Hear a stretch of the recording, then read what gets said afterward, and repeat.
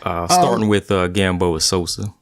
I mean, the whole card, I would give it maybe a C if I had to grade it. It wasn't a terrible card. It wasn't the best card. But starting off with the Gamboa fight, like I said to you a little earlier, and I remember when he was a hot prospect coming up in the game, you know, maybe close to 10 years ago, maybe. But, and he was, you know, they were comparing him to a Mike Tyson type of fighter. And he had that like crazy hand speed. He had crazy hand speed, you know, Cuban fighter. But, like we were talking about earlier, just to see his decline, I mean, it's kind of sad. And I mean, that fight, I mean, this guy was a guy, like I said, he was a hot prospect, had big plans for this kid. And throughout the years, I don't know what happened, but every fight he kind of looks worse and worse. He's kind of, I mean, if you ask me.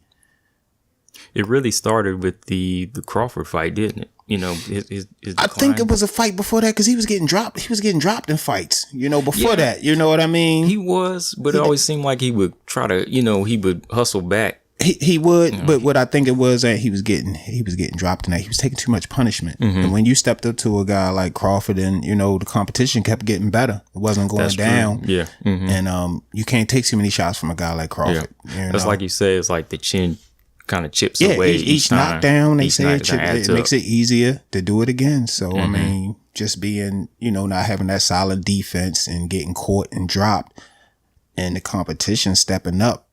Yeah, it's only a matter of time, man. You gotta have defense, man. You gotta protect your chin.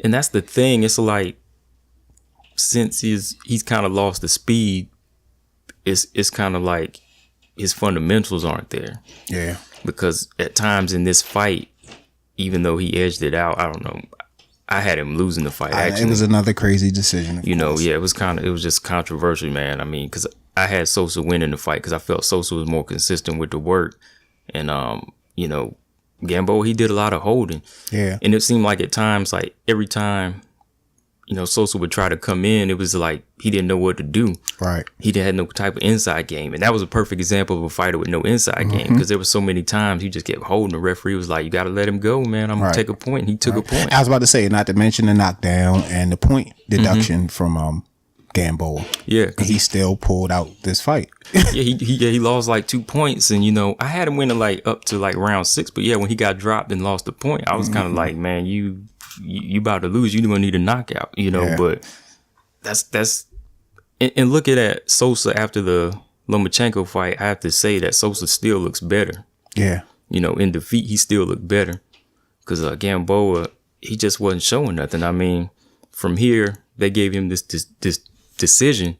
But who else is he going to beat from him? Nobody. And like you said, he didn't show anything. I don't think it's nothing to show, Ant.